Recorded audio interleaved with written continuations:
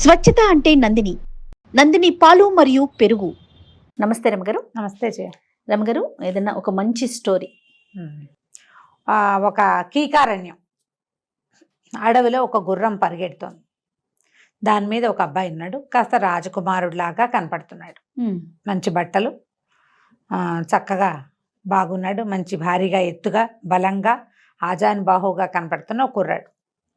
అతను పరిగెడుతూ ఉంటే కేకలు వినపడుతున్నాయి, ఎవరు రక్షించండి అని. పులి గాండ్రింపు వినపడుతోంది. ఎవరినో పులి వెంటాడుతోంది. అతనికి అర్థమైంది. ఆ అరుపులు వినపడుతున్న వైపుకి పరిగెత్తాడు, గుర్రం వేసుకుని వెళ్ళేసరికల్లా బాగా ముందుకెళ్ళేసరికి ఒక సాధారణంగా బక్కగా సామాన్యంగా ఉన్న ఒక నడివయసు వ్యక్తి పరిగెడుతున్నాడు. అతను అటు ఇటు తప్పుకుంటున్నాడు. పులి అతను వెంట పడుతోంది. పెద్ద పులి, చాలా పెద్దది. అతను దొరికితే అయిపోయాడే, ఏమీ లేదు. ఇతను ఏం చేశాడు, ఆ పులి వెనకాలే పరిగెత్తేసరికల్లా ఇతను వెనకాల ఇంకొక మనిషి వస్తున్నాడని తెలిసి ఆ గుర్రాన్ని వదిలేశాడు. గుర్రాన్ని వదిలిపెట్టేసి పులి వెనక పరుగు తీశాడు. మనిషి వచ్చేసరికల్లా పరిగెడుతున్న వ్యక్తి కొంచెం స్లో అయ్యాడు. రెండో మనిషి సహాయం లభిస్తుంది కదా. సరే, ఇద్దరు పులికి ఎదవటానికి ప్రయత్నం చేశారు, అతను ఇతను కూడా. ఆ పులి ఇద్దరు కనపడేసరికి ఒక వేటను ఉద్దేశించి పరిగెడుతుంది. రెండో మనిషి కనపడేసరికల్లా అది కొంచెం తత్తరపిత్తలాడుతుంది, కొంచెం ఆగుతుంది, కన్ఫ్యూజ్ అవుతుంది, ఆగుతుంది. తర్వాత ఏమో ఈ వీడు కూడా ఇలాంటి వాడే మనిషి, అది తెలుస్తుంది. ఆడు ఎంత ప్రమాదకారి అనేది దానికి అర్థమవుతుంది. తన మీద పడి దూకేయగలడా ఈ పరిగెడుతున్నవాడు? లాంటి వాడేనా? పరిగెడుతున్నవాడు ఒక 5'6", 5'7" ఉండే మనిషి, రైతు లాంటి ఆకారం ఉన్నవాడు, గట్టిగా పనిచేసుకునేవాడు. రెండో వాడు మంచి హస్తలాఘవం ఉన్నవాడు, ఎత్తరివాడు, కుర్రాడు. అక్కడి నుంచి పులి ఏం చేసింది, ఇతనేమో గట్టిగా అరుస్తూ తన చేతిలో ఉన్న కత్తి ఊపుతూ దాన్ని అట్రాక్ట్ చేయడానికి ట్రై చేశాడు. ఆ పులి ఆ బక్కవాడిని వదిలిపెట్టి ఈ బలంగా కనబడుతున్న రాజకుమారుడి మీద పడి, అది మీద పడిన అదటికి కత్తి ఎగిరి పక్కన పడిపోయింది. ఈ రెండో మనిషి అతను భయస్తుడు, మామూలుగా ఏదో కట్టలు కొట్టుకునే రకం. అవునులే. ఆ కత్తి తీశాడు, పట్టుకున్నాడు కత్తి. కానీ ఆ కత్తి పెట్టి ఏం చెయ్యాలో తెలియలే అతనికి. పులి ఇట్లా అతని రాజకుమారుడి మీద ఉంది పూర్తిగా. ఇది రాజకుమారుడైతే ఇతని మీద ఉంది పులి. ఏ కత్తి పెట్టి పొడిసి కుర్రాడికి తగలచ్చు.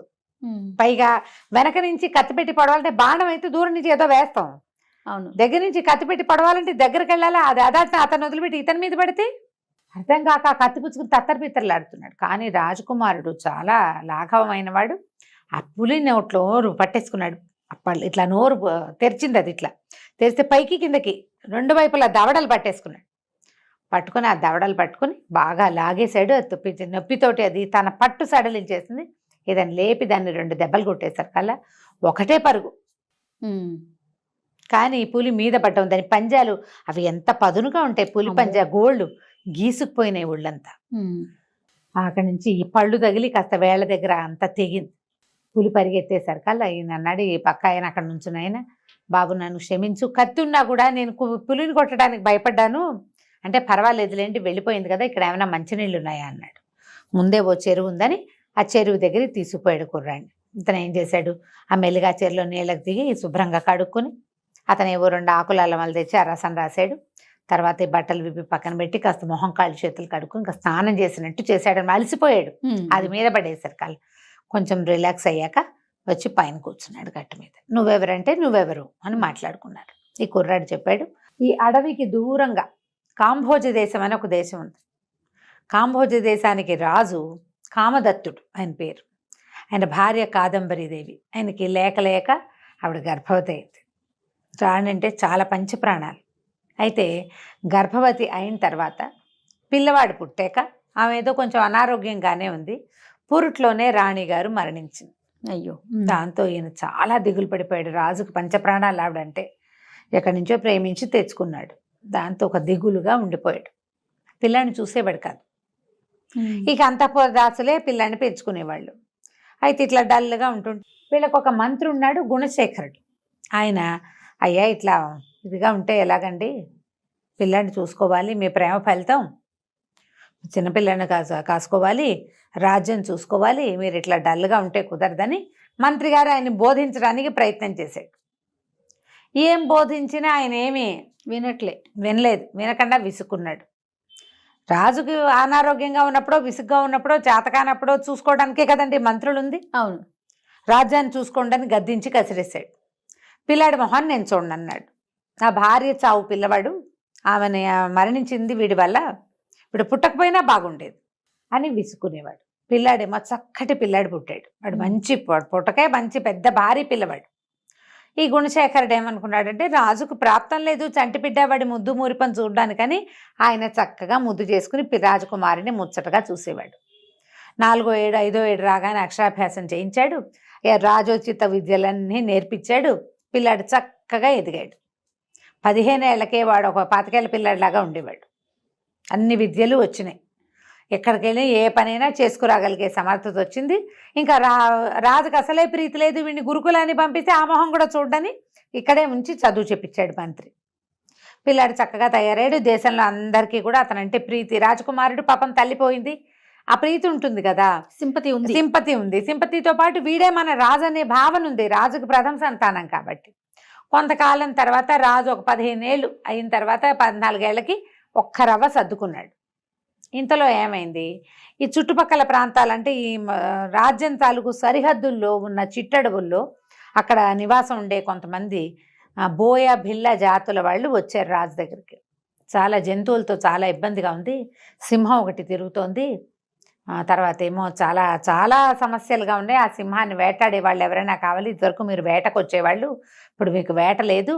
సింహాలు బాగా పిల్లల్ని కానీ బోల్డని సింహాలు అయిపోయినాయి. ఒక సింహం మేనేటర్ అయ్యిందని చెప్పారు. సరే, రాజు కూడా ఏమనుకున్నాడంటే కొంచెం యాక్టివ్గా కూడా ఉంటుంది. ఆయనకి ముందు నుంచి వేట అంటే ఇష్టం. ఆసక్తి లేక ఉండిపోయాడు. సరే, ఇది కూడా ఒక అవకాశం వచ్చింది కదా అని చెప్పేసి సరే వెళ్ళాడు. వెళ్ళి ఆ వేటాడి ఆ సింహాన్ని చంపాడు. చాలా యాక్టివ్గా శుభ్రంగా ఉన్నాడు. ఆయన ఏం పెద్ద ముసలివాడు కాదు, ఇంకా నడి వయసు కూడా ఏమి రాలా ఆయనకి, పర్వాలా. అయితే ఏమైంది, ఆ క్రమంలో ఒక మహాసౌందర్యవతి అయిన ఒక భిల్ల యువతిని చూశాడు ఆయన. భిల్లులు అంటే కొండ జాతి వాళ్ళు, ఆటవిక జాతి, కొండ జాతి నుంచి భిల్లులని చెప్తారు. అయితే ఆ అమ్మాయిని చూసేసరికి మైమర్చిపోయాడు ఈయన. ఒక 15 సంవత్సరాలుగా భార్యా సాంగత్యం లేదు. అంతఃపురంలో అందరూ తెలిసిన వాళ్ళే. ఆయనకి ఎవరికైనా స్త్రీ వ్యామోహం అది కలగల. ఈమెను చూసి కలిగింది. ఎవరు ఏమిటి అని కనుక్కున్నాడు. కనుక్కొని సరే మాట్లాడేసరికల్లా ఆవిడ, నేను బెల్ల యువతిని అంటే, నువ్వు నాతో రా, నేను నిన్ను పెళ్లి చేసుకుంటాను అన్నాడు. అనేసరికల్లా, నీకు ఇంతకుముందు భార్య పిల్లలు లేరంటే, ఉన్నాడు ఒక పిల్లవాడు, భార్య చనిపోయింది. పిల్లవాడి పేరు విజయదత్తుడు. పిల్లాడు పుట్టాడుగా రాకుమారుడు, విజయదత్తుడు అని ఉన్నాడు. నాకున్నది విజయదత్తుడు ఒకడే, నేను నిన్ను పెళ్లి చేసుకుంటాను, నాకు ఇంకో భార్య లేదన్నాడు. లేదనేసరికల్లా ఈ బెల్ల యువత ఏమంది, దానికేముంది, వివాహం చేసుకోవచ్చు, మరి నా సంతానం పరిస్థితి ఏమిటి, విజయదత్తుడు ఉన్నాడు కదా, తెలివిగల ఆవిడ అని అడిగింది. అడిగేసరికల్లా ఏం చెప్పాడు, విజయదత్తుడు వస్తేనే నాకు ఇష్టం ఉండదు, అసలు అది పిల్లవాడి మొహమే గిట్టదు, నేను వాడి పెంపకంలో నా పాత్ర ఏమీ లేదు, ఏదో అంతఃపురంలో పెరిగాడు అంతే, నీ పిల్లలకే రాజ్యం ఇస్తానన్నాడు. ఇస్తానని ఒప్పుకున్నాడు. వ్యామోహం ఒకటి వచ్చేసింది. సరే, అక్కడి నుంచి ఆవిడికి శివరంజన్ అని పేరు పెట్టి ఈ బెల్ల యువతిని ఇంటికి తెచ్చుకున్నాడు. ఇంటికి తెచ్చాక సరే వివాహం చేసుకున్నాడు. ఆవిడ క్రమంగా ఏంటంటే మంచి తెలివైంది సంగతి ముందే తెలిసింది కదా. ఆ అంతఃపురంలో వాళ్ళందరినీ పట్టేసింది, చక్కబెట్టింది. ఇక అంతఃపురంలో రాకుమారుని చూసేవాళ్లే లేరు. అంతకుముందు రాజకుమారుడు అంటే మరి వాడు ఒకడే అక్కడ. ఇప్పుడు కొత్తగా పుట్టబోయే రాకుమారుల్ని కనబోయే మహారాణి వచ్చింది. ఆవిడ కన్సర్నాల్లో ఉంటాం, ఏదైనా తేడా వస్తే అక్కడికి ఆవిడ కకీలు తీయిస్తుంది. దాంతో కుర్రాన్ని వదిలేసి అందరూ ఈవిడ వెనకాల పడ్డారు. కొంతకాలం గడిచి పిల్లడికో 17-18 వస్తూ ఉండగా ఆవిడ గర్భవతి అయింది. గర్భవతి అయింది కానీ అనుమానమే ఆవిడికి, సంతానం కలిగితే రేపొద్దున ఏమవుతుందని. కాలక్రమాన సంతానం కలిగింది, మగ పిల్లవాడు పుట్టారు. హేమదత్తుడు అని పేరు పెట్టారు. విజయదత్తుడు, హేమదత్తుడు. అక్కడి నుంచి పిల్లాడు పుట్టంగానే రాజుగారు ఊరంతా పండగలు చేసుకోవాలన్నాడు, దేశం అంతా పండగలు అన్నాడు, ఏదన్నాడు అదన్నాడు. కాబోయే రాజు పుట్టాడు అనేసరికల్లా ఊళ్ళో అంతా గొగ్గోలు పుట్టింది. 17-18 సంవత్సరాల నవయువకుడు రేపొద్దున యువరాజు పట్టాభిషేకానికి సిద్ధంగా ఉంటే ఇప్పుడే పుట్టిన చంటి బిడ్డని రాజు అంటాడేమిటి? దాంతో ప్రజల్లో ఒక రకమైన గగ్గోలు వచ్చేసి వ్యతిరేకత వచ్చింది. ఆ వచ్చిన వ్యతిరేకత అంతఃపురానికి పాకింది. మా రాజు ఆల్రెడీ ఉన్నాడు, వీడు కొత్త రాజు ఏంటి యువరాజు అవుతాడు, రెండోవాడు యువరాజు అవ్వాలి కానీ జ్యేష్ఠుడు కదా రాజు అవ్వాల్సింది, అక్కడ నియమం అది, ఎక్కడైనా అదే నియమం కదా.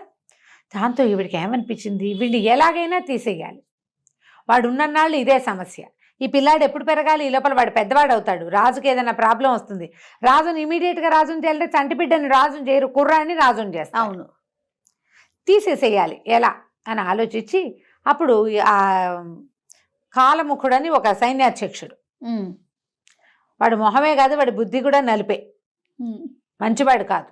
అయితే అతన్ని పిలిచి అతనితో మంతనాలాడింది, రాజ్యం అంతా నీ చేతిలో పెడతాను, వీడిని తప్పించు అని అనేసరికల్లా సరే ఒక 4-5 రోజులు గడిచింది అంతే.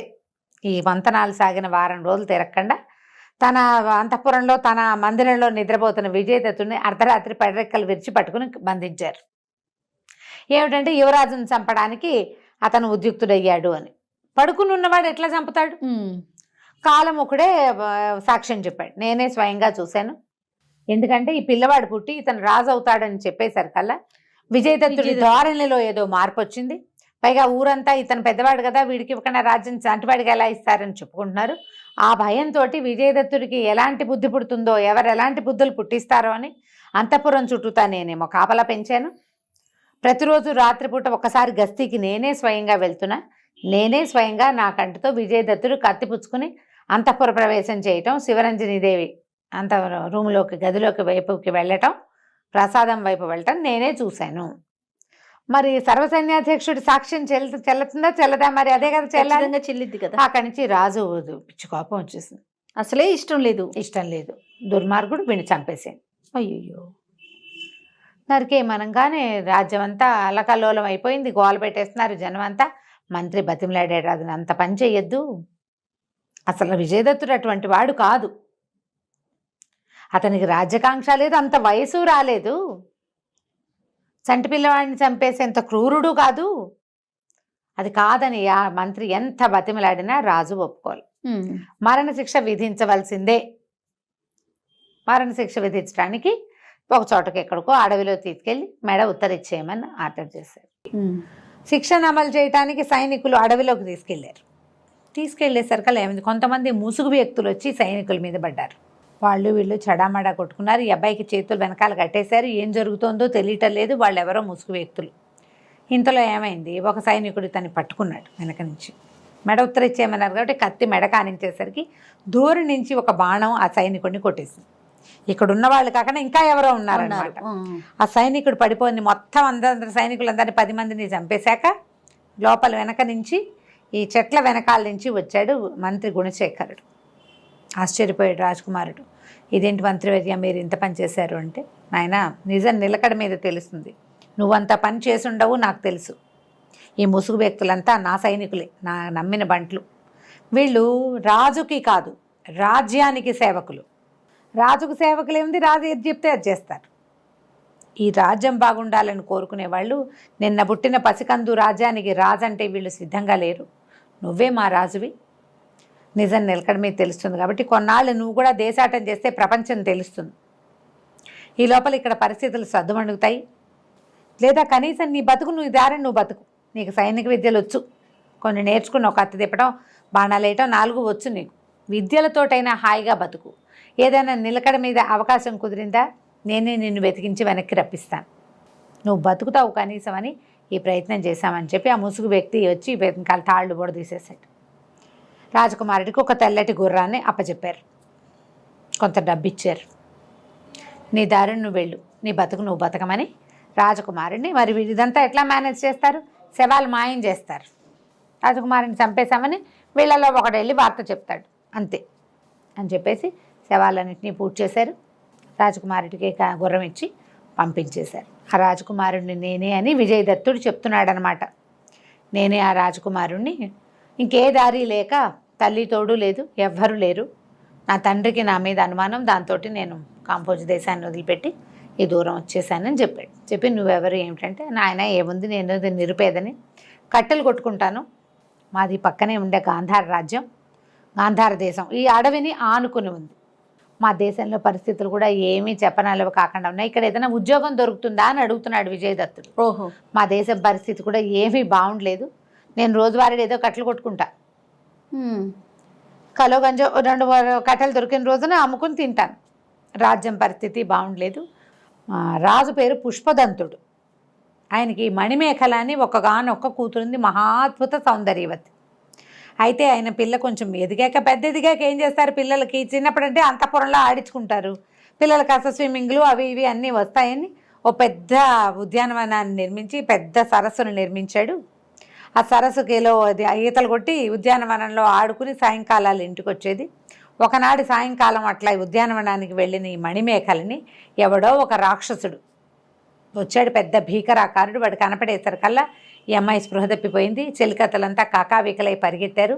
అదేమో కన్యోద్యానవనం కదా, ఆడపిల్లలది. సైనికులు బయట ఉన్నారు. వాడు మాయలతోటి లోపలికి వచ్చాడు. జనాలకి అర్థమయ్యే లోపలే వాడు రాజకుమారిని భుజాన్ని వేసుకుని తీసుకెళ్ళిపోయాడు. మాయమైపోయింది. పిల్ల కోసం వెతకది చోట్లేదు. ఇప్పుడు ఎవడో వాడే వీడే అంటే వాడు వెనకాల పడతారు. రాక్షస మాయకి ఏం చేస్తారు, వాడు అక్కడి నుంచి అక్కడే మాయమైపోయాడు. వాడు నడుచుకుంటూ కారు అయితే రథం అయితే పోని, కారో రథమో ఏదైనా కానీ ఈ దారిలో వెళ్ళింది. ఈ నెంబర్ వాడిని ఎవరైనా చూసాడా ఇట్లా పట్టుకోవచ్చు. అక్కడే హుప్పని ఒక మంత్రం చదివి మాయమైపోయాడు. మాయమంత్రాలు తెలిసిన వాళ్ళని ఎవరినైనా కనుక్కున్నా ఇదేమీ ససిపడలేదు అని చెప్పాడు. చెప్పేసరికల్లా ఏమన్నాడు, కుర్రాడు అడిగాడు, అయితే రాజకుమారిని వెతికి తెచ్చిన వాళ్ళకి ఉద్యోగం దొరుకుతుందా అని. ఈ నిరుపేద ఆయన ఉన్నాడు, అడవిలో పులిబారి నుంచి రక్షించిన ఆయన ఏం చెప్పాడంటే, దానికి ఏముంది ఆయన, రాజకుమార్తెను రక్షించిన వాడికి అర్ధరాజ్యము రాజకుమార్తెతోటి వివాహము ఉన్నాయి. ఉద్యోగం ఏమిటి, నీకు సద్యోగమే లభిస్తుంది. నువ్వు ప్రయత్నం చేయి, చూస్తే సాహస వల్లే ఉన్నావు. పులి మీద ఒట్టిమే చేతులతోటి పులిని చంపేశావు, చంపినంత పని చేసావు. పులి మీద పడినా భయం లేదు నీ మొహంలో, పైగా రాకుమారుడివి, నువ్వు చేయగలుగుతావు, ట్రై చేయమని మరి ప్రయత్నం చేసుకోమన్నాడు. సరే తనతో పాటు ఊళ్ళోకి తీసుకుపోయాడు. సరే ఇతని దగ్గర ఎట్లా కొంత డబ్బులు ఉన్నాయి కదా, ఒక బంగారు నాణ్యం అతనికి ఇస్తే ఆ రాత్రికి ఏదో ఆహారం తీసుకొచ్చారు. శుభ్రంగా కడుపు నిండా తిని వాళ్ళ ఇంట్లోనే విశ్రాంతిగా పడుకున్నాడు. మర్నాడు పొద్దున గుర్రానికి మాలిష్ చేయించుకుని తను కూడా స్నానం చేసి శుభ్రమైన వస్త్రాలు కొనుక్కుని ధరించి రాజుగారి దగ్గరికి వెళ్ళాడు, ఆ పుష్పదంత మహారాజు దగ్గరికి. ఆయన కుర్రాన్ని చూసి ఆశ్చర్యపడి, నువ్వు చూస్తే చిన్నపిల్లాడల్లే ఉన్నావు, రాక్షస మాయలు అవి నీ వల్ల ఏమవుతాయి నాయన, మా దగ్గర నుంచి ఎందరో బయలుదేరారు, ఒక్కడు వెనక్కి వస్తే ఒట్టు, మేము ఆశలు వదిలేసుకున్నాము, నువ్వేదో ప్రయత్నం చేస్తున్నావు కాబట్టి చూస్తానంటే చూడు, కానీ నువ్వు చూస్తే రాజకుమారి లక్షణాలు కొంచెం భయంగా ఉంది నాకు అని వేరే బౌట్స్ అడిగాడు. అడిగితే నేను రాకుమారినేనండి, ఏ రాజ్యమో అది నేను మీకు చెప్పలేను, ఇప్పుడు దాని అవసరం కూడా లేదు, ప్రయత్నం చేసి చూస్తా, నాకు ఒకటి చెప్పండి, ఇలా బయలుదేరిన రాక్షసుడు ఏ దిక్కుకి ప్రయాణం చేస్తూ అంటే బయలుదేరి మాయమైపోయాడో చెప్పండి. ఏ దిక్కు వైపుకి అతను వెళ్ళిపోయాడు, అతను ఆకాశంలోంచి వీళ్ళు మాయమేం పూర్తిగా మాయం కాదు, ఆకాశం వైపుకి దూసుకెళ్ళాడు, ఆకాశంలో కలిసిపోయాడు, ఏ దిక్కు వైపు ఆకాశంలోకి వెళ్ళాడో చెప్పండి. ఈయన సైనికుల్ని వాళ్ళని వీళ్ళని పిలిచాడు. వాళ్ళు ఉన్న చిలికత్తులు వాళ్ళు వీళ్ళు ఏమన్నారంటే పడమటి వైపు వెళ్ళినట్టే కనపడింది, ఎందుకంటే సూర్యాస్తమయం అయింది, అస్తమిస్తున్న సూర్యబింబం మీ వైపుకి అతను వెళ్ళటం వల్లే మాకు స్పష్టంగా కనపడ్డాడు, అంటే పడమటి దిక్కుకి వెళ్ళాడు. బాగానే ఉందిగా. కుర్రాడు ఏం చేశాడు, సరే వాళ్ళు ఇచ్చిన ఆహార పదార్థాలు కొన్ని మూట కట్టుకున్నాడు, వాళ్ళు ఏదో కొంచెం ధనం ఇచ్చారు, గుర్రానికి గుగ్గిళ్ళు గళ్ళు ఇచ్చారు, అవన్నీ సంచులు వెళ్ళాడేసుకున్నాడు. మన గుర్రానికి ప్రయాణం మొదలుపెట్టాడు. ఆగకుండా ప్రయాణిస్తూనే ఉన్నాడు. ఎంత ప్రయాణమో, వెళ్ళగా రాత్రికి ఎక్కడో విశ్రమించాడు. తెల్లవారు లేచి మళ్ళీ ఇంకా వెళ్ళాడు. 2-3 రోజుల ప్రయాణం తర్వాత అలసిపోయాడు. రాత్రిపూట ఏదో కాసేపు పడుకోవటం, తెల్లవారు లేచి మళ్ళీ బయలుదేరటం, ఆహారం ఏదో ఉంది. 3వ రోజుకి పడమటి దిక్కున ఉన్న ఒక ఉద్యానవనం లాంటిది, ఒక తోటలాగా ఉన్న ఒక అడవిలోకి వెళ్ళాడు. అక్కడ ఒక పెద్ద సరస్సు ఉంది, దాని నిండా తామర పువ్వులు, చుట్టూతా చెట్లు ఏంటో బలి పెంచినట్టు ముద్దుగా ఉంది. అడవిలో అలా ఎలా ఉంటుంది, ఆశ్చర్యపోయాడు. అయినా సరే ఏమనుకున్నాడు, గుర్రాన్ని పక్కన చేసి గుర్రానికి కాస్త తిండి పెట్టి దానికి కాస్త నీళ్ళు తాగిస్తే అది అమ్మాయాన్ని అది రిలాక్స్ అవుతుంటే, ఇతను ఏం చేశాడు, బట్టలు విప్పి పక్కన పెట్టుకున్నాడు. చక్కగా ఒక చిన్న కౌపీనం కట్టుకుని హాయిగా నీళ్ళల్లో జలగాలితే 1 గంట సేపు నీళ్ళల్లో కనుక ఆడితే ఒళ్ళు తేలికిచ్చేస్తుంది. 2 రోజుల నుంచి ఏదో చెంపు పోసుకుంటున్నాడు బావుల దగ్గర, నీళ్లు చూసేసరికి ఉత్సాహం వచ్చింది. నీళ్ళల్లోకి దిగాడు. 1 గంట సేపు నీటిలో అటు ఇటు ఈదాడు. తామర పువ్వులు చేతికి అందినవి ఎగరేసాడు, ఆడేసుకున్నాడు బాగా. చాలా ఉత్సాహంగా బయటకు వచ్చాడు. బయటకు వచ్చిన తర్వాత ఏమైంది, సరే తల తుడుచుకుని బట్టలు తీస్తే ఉన్నాయి కదా, ఓ తువ్వాలు కట్టి ఒంటి మీద ఉన్నది పిండుకుని మళ్ళీ కట్టుకుని ఇంకో తువ్వాలు తీసి తల తుడుచుకుందామని మొహం మీద నుంచి ఇట్లా నెత్తి మీదకి పోనిచ్చాడు. పోనిస్తే నెత్తి మీద 2 కొమ్ములు తగిలినాయి చేతికి. ఆవుకున్నట్టు కొమ్ములు ఉన్నాయి. ఇదేమిటి కొమ్ములు ఉన్నాయి అని అప్పుడు బాగా చూసుకుంటే శరీరం అంతా ముడతగా పడి మొద్దుగా అయిపోయినట్టుంది. వీడు ఇంతకీ 19 ఏళ్ళు ఉన్నాయేమో అబ్బాయికి. జవజవలాడుతూ ఉన్న 6 అడుగుల పిల్లవాడు మొద్దుగా నెత్తి మీద కొమ్ములతోటి గబగబా కదలేనట్టుగా, ఇదేమిటి నేను ఇలా అయిపోయాను అన్నాడు పైకి స్వాగతంగా. అప్పటిదాకా తను ఆడాడు నీళ్లలో, మరి నీళ్ళన్నీ కకావికలైపోయి ఉన్నాయి. గబగబా ఏం చేశాడు, చెరువు దగ్గర ఆకులు అన్నీ తొలగదీసి అట్లా చూసుకున్నాడు. చూసుకుంటే సన్నగా పొడుగ్గా బలంగా అలా ఎలాగో కనబడాల్సిన ఆహారం పొట్టిగా మటగరిచిపోయినట్టు, అదేమిటంటే ఎలా ఉందంటే మన ఎదగని రకంగా విచిత్రంగా కనబడేది. కొమ్ములు కనిపిస్తున్నాయి. ఇదేంటి నేను ఇట్లా అయిపోయాను, ఇలా ఎద్దులే అయ్యానేమిటి అని ఆశ్చర్యపోయాడు. ఎందుకంటే అని వెనక నుంచి ఒక గట్టిగా ఓండ్ర పెడుతున్న లాంటి స్వరం వినపడింది. ఈ చెరువు నాది, ఇందులోకి ఎవడొస్తే వాడు నాకు కావలసిన రూపంలోకి వచ్చేస్తాడు. వెనక్కి తిరిగి చూస్తే ఒక రాక్షసుడు అక్కడ నుంచున్నాడు. అక్కడ మహాకాయుడు, వాడి నెత్తి మీద కూడా 2 కొమ్ములు ఉన్నాయి. ఓహో, వీడేం చేశాడు, ఈ కుర్రాడు కత్తి ఎక్కడో పెట్టుకున్నాడుగా, ఆ కత్తి పుచ్చుకుని మీద కలబడిపోయేసరికి వాడి మీదకి వెళ్తుంటే కంగుమంటోంది కత్తి. ఇనప దానికో రాతి దానికో తగిలినట్టుగా పక్క అన్నవాడు. హాహాహా అని. మామూలు పక్క అంటే మంది వికటాట్టహాసం చేశాడు రాక్షసుడు. నీ ఆయుధము నువ్వు బాగా కదపలేవు, నీ ఆయుధంతో నన్నేమీ చెయ్యలేవు, అవన్నీ మన దగ్గర పనిచేయవని ఆ కత్తి ఒక విరుపు విరిచేసి వీడిని ఎత్తి విసిరేసాడు. 6 అడుగుల అబ్బాయి వీళ్ళ మూలబడ్డాడు, పడిపోయాడు. అంతే, స్పృహ తప్పిపోయాడు. అతనికి మెలకు వచ్చేసరికల్లా అతనికి ఏం కనపడింది, తను ఒక కటకటాలున్న ఒక గుహ లాంటి దాంట్లో ఉన్నాడు. కాలికి ఒక గొలుసు కట్టుంది, కాలి గొలుసు కటకటాల్లో ఉన్నా, నెత్తి తడుకున్నాడు, కొమ్ములు అలాగే ఉన్నాయి. శరీరం అంతా బండగా ఇట్లా ముట్టుకుంటే మెత్తగా మృదువుగా తనకు ఎప్పట్లాగా తగలటల్లా బరగ్గా గొడ్డు చర్మంలాగా తగులుతోంది. ఏం చేయాలో తెలీదు, ఎక్కడో పడిపోయాను నేను, రాజకుమార్తెను రక్షించిపోయి మనం ఇరుక్కున్నామేమిటో తెలీదు, వాడెవడో తెలీదు, ఇక్కడి నుంచి ఎలా బయటపడాలో తెలీదు, ఎవ్వరూ లేరు, పిట్ట పురుగు లేదు. చాలాసేపటికి ఇతనికి వెలుకు వచ్చాక ఒక అమ్మాయి, ఈ అమ్మాయి రాక్షసి పిల్ల రాక్షసి, ఆకారం అది ఎత్తుగా మోటుగా ఉంది కానీ అందంగా ఉంది. అక్కడి నుంచి ఆహారం పుచ్చుకొచ్చింది. వస్తూ ఎవరు నువ్వు ఏమిటి అన్నాడు. అనేసరికల్లా రాజకుమారా అంటుంది. రాజకుమారా అంటావేమిటి, నేనేం రాజకుమారిని, ఇలా నా స్వరూపం అంటే నువ్వు ఏ రూపంలో ఉన్నా నువ్వు రాజకుమారుడివి నేను గుర్తుపట్టగలను, ఎందుకంటే మా అన్న రాకుమారుడినే తెస్తాడని నాకు తెలుసు, అన్నం తిను అంటుంది. అన్నం నేను తిన్ను, మీరు ఏవేవో పెడతారు నేను అవన్నీ తిన్నన్నాడు. కాదు తినకపోతే నీకు ఓపిక ఉండదు, నిన్ను బాగా మేపి నేను చక్కగా బలంగా ఉంచి నిన్ను బలిస్తాడు మా అన్నయ్య కాదు మా నాన్న అంది. అనేసరికల్లా అదేమిటి ఎందుకు అంటే మా నాన్న పేరు మహాబలి, రాక్షసుడు, ఆయనకి ప్రపంచమంతా తన అధీనంలోకి తెచ్చుకోవాలని ఆయన కోరిక. అయితే మనకి ఒక శాంభవిదేవిని ఆరాధిస్తే అమ్మవారు అతనికి ఏం చెప్పిందంటే, నువ్వు ఏం చేసినా ఎంత తపస్సు చేసినా నీకు శక్తి రాదు, ఒక అవివాహితైన రాకుమార్తెని, సర్వలక్షణ సంపన్నుడైన ఒక రాకుమారిని బలివ్వు, అప్పుడు నువ్వు కోరిన కోరికలు తీరుతాయంది. మా నాన్న అప్పటి నుంచి ప్రయత్నం చేస్తున్నాడు, ప్రయత్నం చేయగా ఒక అమ్మాయిని తీసుకొచ్చాడు అనగానే వీడికి ఆశ పుట్టింది. అమ్మాయి గాంధార రాజకుమార్తెనా అని అడిగాడు. ఏమో ఏ రాకుమార్తె నాకేం తెలుసు, అవన్నీ నాకు తెలీదు, మా నాన్నని అడగాలి, నాకు తెలీదు, కానీ రాకుమార్తెని తెచ్చాడు, ఏది ఎక్కడుంది అన్నాడు. మొన్నటిదాకా ఇక్కడే ఉంది, నిన్నే తీసుకుపోయాడు, నిన్ను తీసుకొచ్చాడు, నువ్వు రాకుమారుడే, ఖచ్చితంగా రాకుమారుడు కాబట్టి నిన్ను తీసుకొచ్చాడు అన్నది. అనేసరికల్లా వీడు అబ్బో ఏం చేయాలి, అక్కడి నుంచి ఆశగా ఉంది ఆ అమ్మాయికి వీడి మీద, నువ్వెంతో నచ్చావు నాకు, కానీ ఏం చెయ్యాలి, మా నాన్నేమో నిన్ను బలిచ్చేస్తాడు, అప్పటిదాకా అయినా నిన్ను కళ్ళారా చూసుకుంటాను, అన్నం తిను నీకు ఓపిక వస్తుంది అంటుంది. అనేసరికల్లా ఓహో ఈ పిచ్చిదానికి మనం అంటే ఆసక్తిగా ఉందనుకుని కుర్రాడు ఏమన్నాడు, నేను అన్నం తిన్ను ఏం తిన్ను ఎలాగో చచ్చిపోయేది కదా, అదేదో ఇక్కడే చచ్చిపోతానన్నాడు. అదే అయ్యో చచ్చిపోవడం గురించి మాట్లాడద్దు, కనీసం నా దగ్గర ఉన్నంతసేపు అయినా నువ్వు ఆరోగ్యంగా చక్కగా ఉంటే నిన్ను కళ్ళారా చూసుకుంటాను, నిన్ను చూసి చూడంగానే నీతో ప్రేమలో పడ్డానని అనగానే, అలా అయితే ఓ పని చేద్దాం, మీ నాన్నని నువ్వు నేను కలిసి చంపేద్దాం, ఏం చక్క మనం పెళ్లి చేసుకుందామన్నాడు. అమ్మో మా నాన్నని చంపటమే అంది. అంతేలే, నిన్ను కాదు కదా మీ నాన్న ఏమైనా చేసేది, నన్నేమో బలిచ్చేస్తాడు, ఊరికే నన్ను తలుచుకుంటూ కూర్చుంటావు, నువ్వు కొన్నాళ్ళకి చచ్చిపోతావు, ఎలాగైనా మనం చచ్చిపోతాం, మీ నాన్న మాత్రం బాగుంటాడు అంటే దీన్ని నచ్చల. అలా కాదు, ఇంకో మార్గం చెప్పు. ఇంకో మార్గం ఏం చెప్తాం? పోనీ నువ్వేం చంపదులే మీ నాన్నని, మీ నాన్నని చంపే ఉపాయం ఏమిటో చెప్పు, నేను చంపుతా. ఓహో. తండ్రి అంటే మమకారం ఉంటుంది కదా.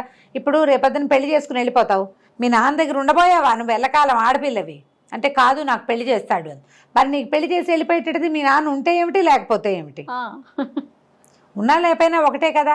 ఎలాగో నువ్వు నీ భర్తతో వెళ్ళిపోతావు, అదేదో నాతో వచ్చి మీ నాన్నని చంపే ఉపాయం చెప్పు అంటే ఇది ఆలోచించడం మొదలుపెట్టింది రాకాసి పిల్ల. ఆలోచించి చూస్తానంది. అయితే నువ్వేం చేయాలంటే, మీ నాన్న ప్రాణాలు ఎక్కడున్నాయి, అతను ఎట్లా మరణిస్తాడు? ఎందుకంటే నిన్న నేను కత్తి పెట్టి కొట్టా, ఎక్కడ కొట్టినా కంగు కంగుమని మోతొచ్చింది కానీ దెబ్బ తగల, నా కత్తే ముక్కలు ముక్కలుగా విరిగిపోయింది.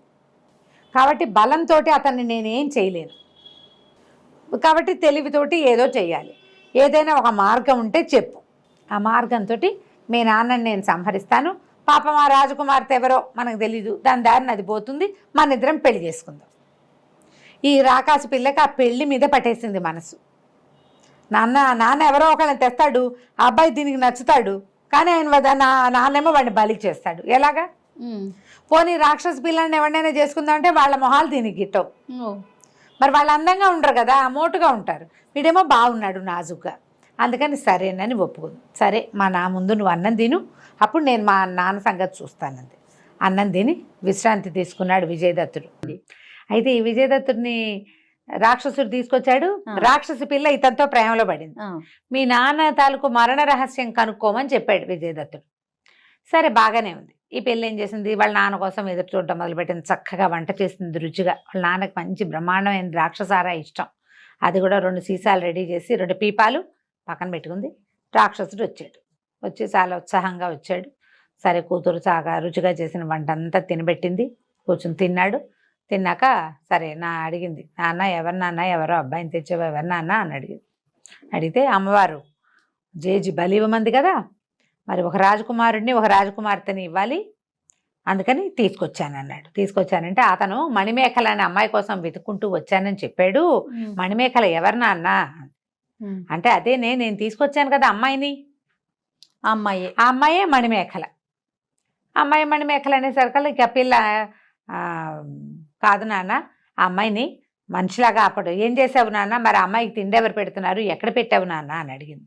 ఇక్కడ ఉన్న కుర్రాడికి తను పెడుతోంది తిండి, అబ్బాయికి నేను తిండి పెడతాను, అమ్మాయికి తిండి ఎవరు పెడతానంటే ఆ రాతి బొమ్మకి తిండేందుకే అమ్మాయిని రాతి బొమ్మగా మార్చేశాను, శిల్పంలాగా పడి ఉంది కింద అంటే పిల్లంది. అది కాదు నాన్న, ఓసారైనా అమ్మాయిని మా అమ్మాయిగా మారిస్తే నేను కాసేపు కబుర్లు చెప్పుకుంటూ ఉంటాను, ఆ మంత్రం ఏదో నాకు చెప్పు నాన్న, మరి ఓసారి దాన్ని హలో అని కాసేపు కబుర్లు చెప్పుకోవడానికి నాకు కాలక్షేపంగా ఉంటుంది కదా అనేసరికల్లా వాళ్ళ నాన్న అన్నాడు చాలా దిగులుగా, అది కాదమ్మా, మనుషుల్ని రాతి బొమ్మలుగా మార్చడమే నాకు వచ్చు, రాతి బొమ్మని మనిషిగా మార్చడం నాకు రాదు. అక్కడెక్కడో కంకాళ దీవి అని ఒక దీవి ఉంది, అందులో అంకాళమ్మని నా చిన్నప్పటి స్నేహితురాలు ఉంది, అదొక రాకాసి మంత్రాలు మారి దానికి వచ్చు. ఇలాంటప్పుడు ఏదైనా అత్యవసరమైనప్పుడు నేను రాళ్లుగా చేసేసిన మనుషుల్ని అది మంత్రం వేసి మనుషులుగా మారుస్తుంది. ఆ మంత్రం నాకు చెప్పవే అంటే చెప్పదమ్మా, అంచేత దాని మంత్రం సంగతి మనకు తెలియదు. ఈ కుర్రాడు ఉన్నాడు కదా, వీడికి భోజనం పెట్టి వీడితో మాట్లాడుకో, ఆ అమ్మాయితో మాట్లాడటం ఉండదు, పౌర్ణమి ఎప్పుడు దగ్గరకు వస్తుందో అప్పుడు చెయ్యాలన్నాడు. అయితే సరే పెళ్ళామంది, ఏడవటం మొదలుపెట్టింది. నాన్న నా భయం వేస్తోంది నాన్న, ఎంతో భయంగా ఉంది నాన్న. ఎందుకేంటి? కాదు నాన్న, నువ్వు వీళ్ళతో వాళ్ళని తెచ్చావు, ఎవరైనా నీతో యుద్ధం చేస్తేనో అంది. అబ్బే లేదే, అంత సులువుగా నన్ను చంపలేరమ్మా, నా ప్రాణాలని ఒక నాగుపాములో పెట్టాను, ఆ నాగుపాము నా ముక్కు పుటాల్లో ఉంటుంది, మరి ఎవరైనా పాముని చంపేస్తానో అంది అమ్మాయి.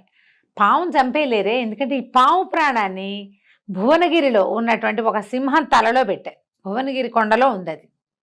ఎవరైనా ఆ సింహాన్ని దాని తలని ఎక్కడైనా కొడితే అది చావదు, దాని తల పచ్చడి చేయాలి ఒక్క దెబ్బకి. ఎవరైతే దాని తలని ఒక దెబ్బకి పచ్చడి చేస్తారో వాడు పచ్చడి చేశాడు అనుకో, అప్పుడు నాగుపాము చేస్తుంది, నాగుపాము చేస్తేనే నేను చేస్తాను. అంత సులువు కాదు. కాబట్టి నాకు ప్రాణాలకు వచ్చిన భయం ఏమీ లేదు. రహస్యం తెలిసిపోయింది. తెలిసాక మళ్ళీ ఏమనుకుంది, సరే వెళ్ళి వాళ్ళ నాన్నకి ఇదంతా చెబుదాం అనుకుంది, వాళ్ళ అబ్బాయికి చెప్పేద్దాం ఇది ఈ రహస్యం.